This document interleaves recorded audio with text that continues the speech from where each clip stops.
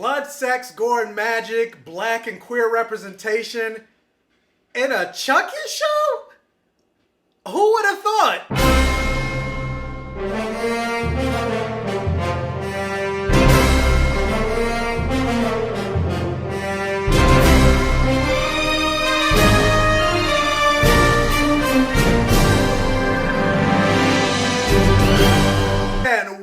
Welcome to my safe haven, everybody. Thank you for joining me for another review here on the Black Gay Comic Geek channel. I know Halloween is now technically officially over, but if you were to go to Six Flags, this is still the last week of Fright Fest. So in my mind, it is still blood, sex, gore, and magic month. And as far as I'm concerned, there's always a time to talk about horror and monsters. Like Halloween is 61 days as far as I'm concerned. But anyway, with that said, my name is Michael, the Black Gay Comic Geek. I always say the things that I love to talk about in my fantasy has blood, sex, gore, and magic. So I like to talk about superheroes, video games, comic book, fantasy, horror, sci-fi, anything that has blood, sex, gore, and magic or a variation of the four. And I love to talk about black representation and queer representation. So if that is something that you are interested in, welcome to my safe haven. Hopefully you subscribe and check out my other videos. You come back for more. Also check me out on my other social media channels with the links in the description below. Twitter, TikTok, Instagram. And also, whether it's your first or 1000th time coming to this channel, first of all, again, thank you so much.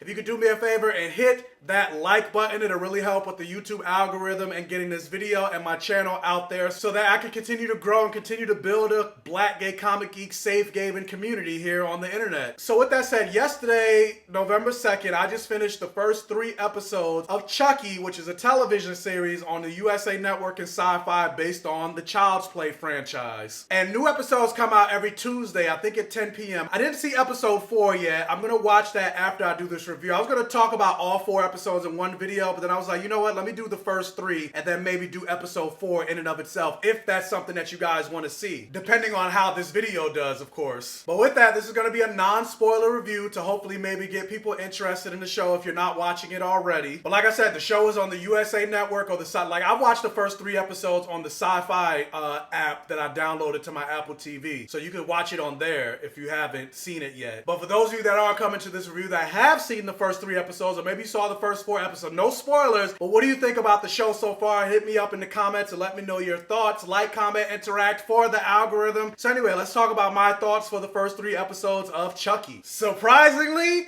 I really like this show and these first 3 episodes that I've gotten from the Chucky series. And I've always been a fan of Child's Play, even when I was younger. Like, I always tell this story, like, when I was younger, because I always say, like, horror is how I got into comic books and superheroes and everything like that. With, like, the Nightmare on Elm Street movies, the Friday the 13th movies, Child's Play, Halloween, Lost Boys, Interview with the Vampire, etc. And I've always been a kid that's just never been scared of any type of horror movie or show. Like, I've always had the cognitive dissonance to know that ultimately, even as a kid, I knew it just wasn't real. And funny enough, I've always wanted a Chucky doll when I was younger. And I kept telling my mother, like, Ma, I want a Chucky doll. My mother, she's from Trinidad, and she'd be like, hell no, you ain't bringing that dumb thing in my house. And so, yeah, I've always been a kid that's always been enthralled and fascinated by the supernatural and ghosts. And I always thought the world today in real life was boring because that type of stuff didn't exist. I used to be like, I wish I had like a Casper, the friendly ghost, like haunting my house or whatever, even though I guess technically it wouldn't be a haunting if it's Casper, he's a friendly ghost. Like, hell, still to this day, I'm waiting for like some type of magical entity to show up and tell me I'm like the chosen one or my letter to Hogwarts or whatever. Hashtag JK Rowling is still trash though, which is how I even came up with the phrase, like, the things I love in my fantasy has blood, sex, gore, and magic, because that's just what I've always been into. However, with that said, like, despite having been a fan of the Child's Play franchise, and the last Child's Play movie I saw, which I actually saw, I think it was the only one I've seen in theaters, which was the Bride of Chucky, and I really enjoyed the Bride of Chucky. But then, like, the franchise just kept going with like the Seed of Chucky, which I actually just recently watched yesterday after I watched the first 3 episodes of Chucky. And yeah, Seed of Chucky was terrible, and it just made me go, yeah, see, like, just based on the trailer, I wasn't interested. And then they had other Chucky movies that came out straight to DVD that I was just like, they need to just let this franchise go. Like, at this point, it's over. And so because of that, I had absolutely no interest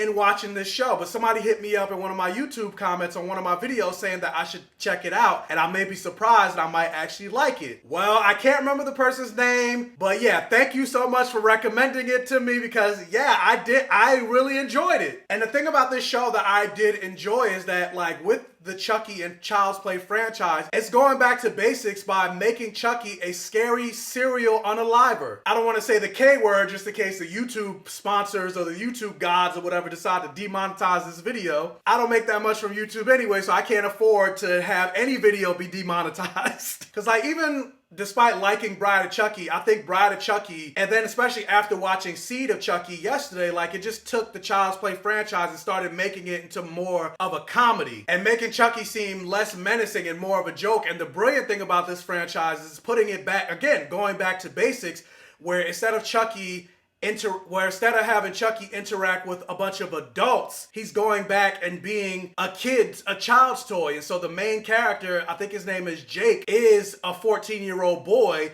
interacting with this murderous doll. And you're seeing everything from his perspective. And speaking of Jake, something that also caught me off guard is Jake is the main character of this show, and surprisingly enough, which is crazy as a surprise, but he's also gay. And that's something that you almost never see in any type of horror fantasy movie where the main kid is a gay kid. Yeah, sure, you'll get gay characters as like side characters or maybe like the smallest of smallest roles, but no, Jake is the main character. I mean, the show revolves, obviously around Chucky, because the name of the show is Chucky, but outside of Chucky, it is Jake. Jake is Chucky's doll, and his queerness plays a role in the story. And then based on these first 3 episodes, it's appearing that his main love interest is another student who is playing a major role in these first 3 episodes, this black kid. So you got a black queer character as well, who's also kind of a lead role. And so, yeah, like, black representation, queer representation, blood, sex, gore, and magic, and it's also good writing on top of that. Yeah, like,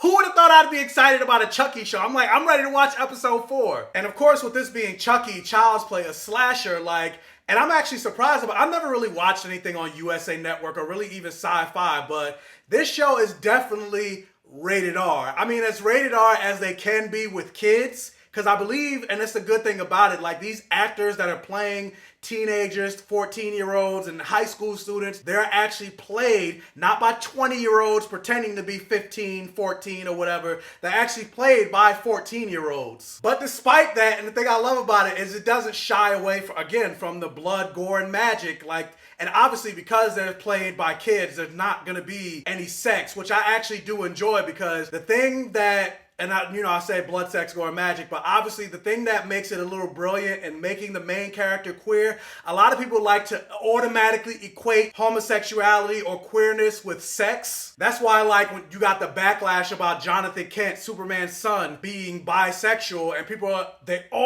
anytime something like this comes up, they always say, oh, why are you sexualizing a kid's comic book? Why are you sexualizing kids? First of all, comic books haven't been for kids for decades, but then B, most importantly, being queer, gay, bi, trans, or anything, any level of that is beyond just who you go to bed with at night. You can also be queer and be asexual. Being queer determines the spaces that you feel comfortable and not comfortable entering in. It determines the politicians and policies that you support. It determines the friends that you will or will not hang out with. It can determine the things you might be interested in watching or reading. It can determine how you see the world. Like, it's more than just about sex. And a lot of people don't seem to want to understand it. Like, a lot of people, they think about butt sex when it comes to queerness more than I do. So they'll instantly say, why are you sexualizing kids when it comes to queerness? But then they have no problem asking a little kindergartner if they have a boyfriend or girlfriend. But anyway, back to what I was saying about the show not shying away from being rated R. Like, yeah, like,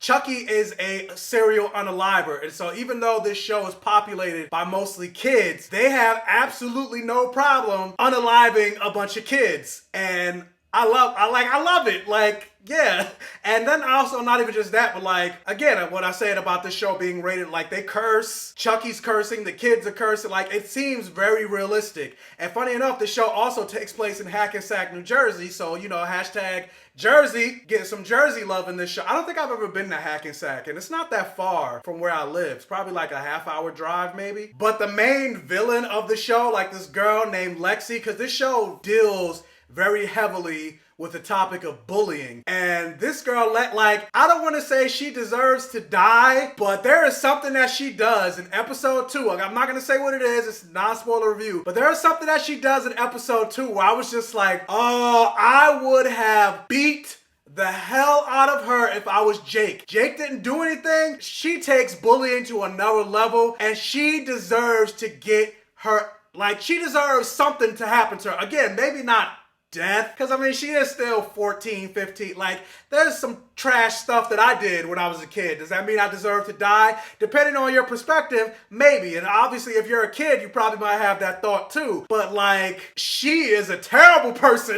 And actually no, I'm gonna take it back, because this is a slasher. For the sake of the slasher, yeah, she deserves to die. Like Lexi, oh my god, I hate her character. But kudos to the actress, because she's making me hate her so much. And Lexi is just, she screams white privilege all over her character. And then even her boyfriend, like, Lexi needs to die.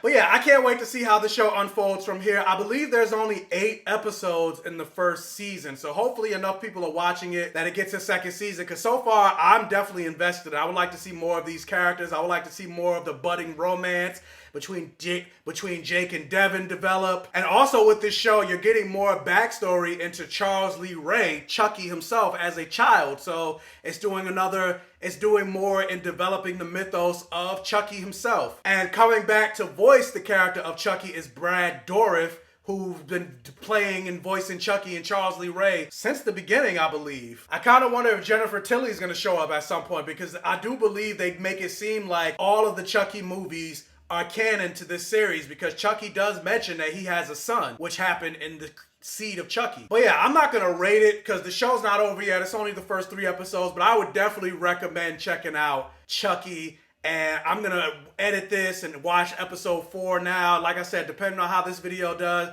maybe I'll do a spoiler review for episode 4, kind of like how I was doing with like the Mandalorian, the what if episodes and everything like that. If you're interested, hit up the comments, let me know. And yeah, who would have thought I would be excited to watch Child's Play or Chucky every single week?